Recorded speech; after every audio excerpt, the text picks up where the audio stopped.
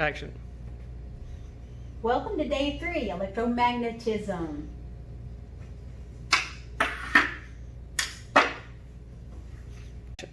Alright, so the first thing we want to look at today is how to make a non-magnetic item like this nail magnetic. So what we're going to do is we're going to take the nail and we're going to rub it in the same direction across the magnet.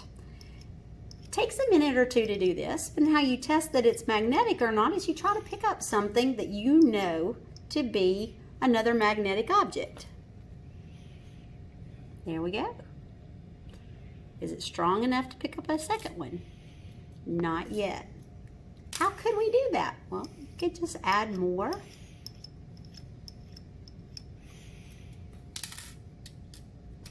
Still not there.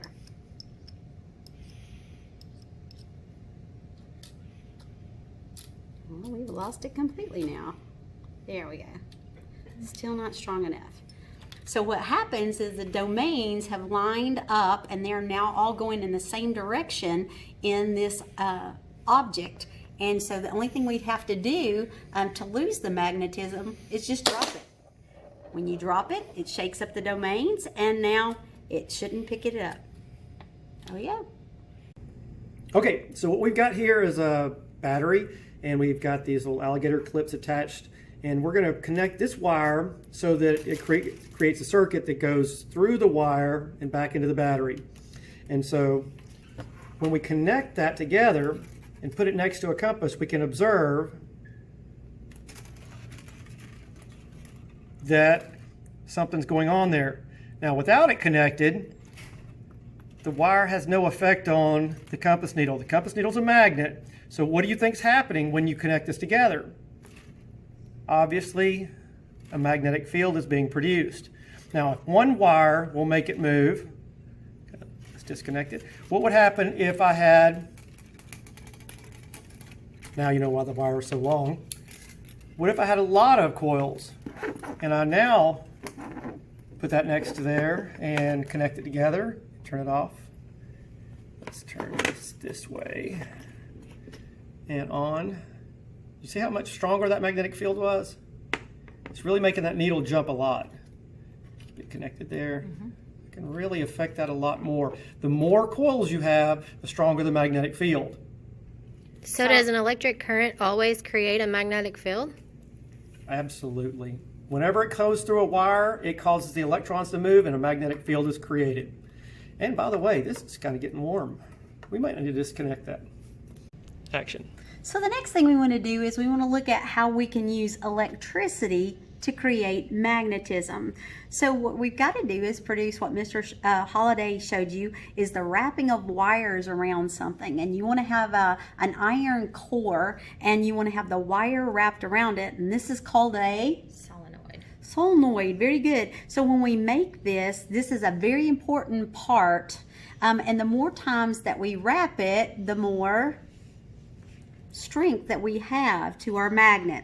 So I've got an iron core, I've got wires, I've got them wrapped around it. So this is called a solenoid. We're going to take a D-cell battery. We're going to make sure that we have a positive connection and a negative connection. So I'm going to take my hands, I'm going to hold the battery on there. Now if you're doing this at home, remember that it's going to get a little warm because we've got an energy source here. And what kind of energy do we have going on with the battery? Electrical energy. Chemical. Chemical is inside. Then. Oh, chemical too, electrical. And as Mr. Holliday showed you, if we are doing this right, if we're creating a field, you're going to see the response Here, let's try something to here. the battery. Hold that right there next to it.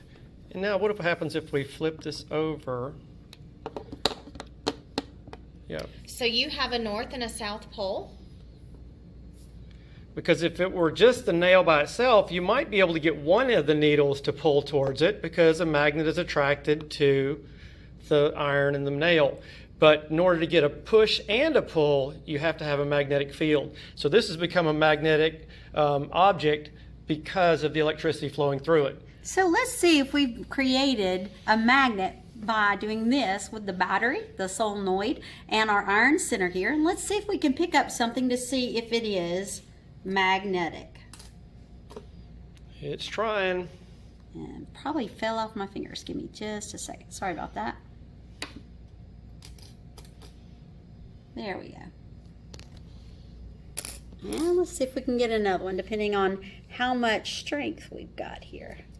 It's rocking back So and it's forth. not quite enough. It doesn't look like it's Not doing too strong good. enough. So, What do Mr. you- Holiday, how would I make it stronger? What do we think? Maybe a bigger nail, maybe?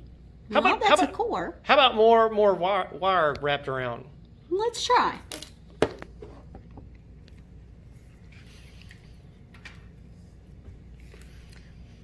Let's see what we got here. So we've decided that we look at our wire, we wrap it around enough, I may have to stretch it out a little bit where it will work.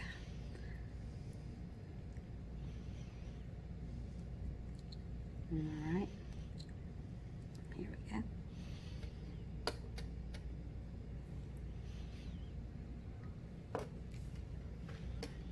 All right, let's try. Uh-oh. Uh-oh. Houston, we have a problem. That's okay. Let's try this one. We've got this one wrapped up really well. Let's see if this guy will work. There we go. Way stronger. Yep. Wow.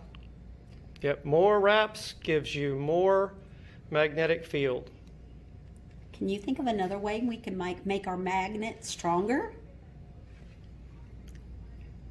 Hint. Action.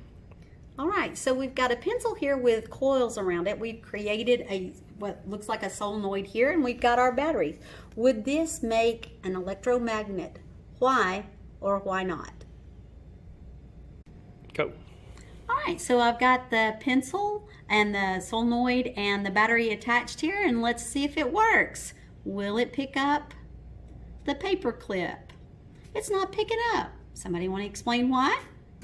It's not picking up because there's not an iron core. Action. Okay, so where we left off is that we learned that in order to create an electromagnet, we need three things. We need some sort of energy source for electricity, wire to create coils, and an iron core. Okay, and over here we have an electromagnet that was made by my nephew. We have the batteries, we have the wires that are already connected.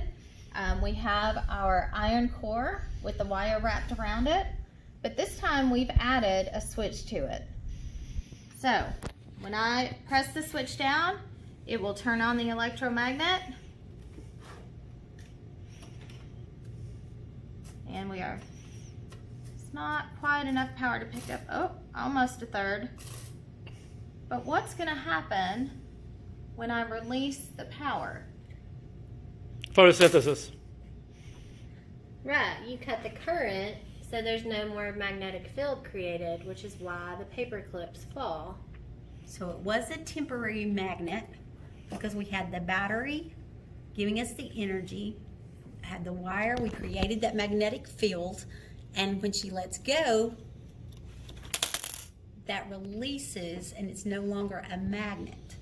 So an example we see in everyday life may be a crane in a junkyard. Why would we want that to be an electromagnet? Why would we not want that to be a permanent magnet?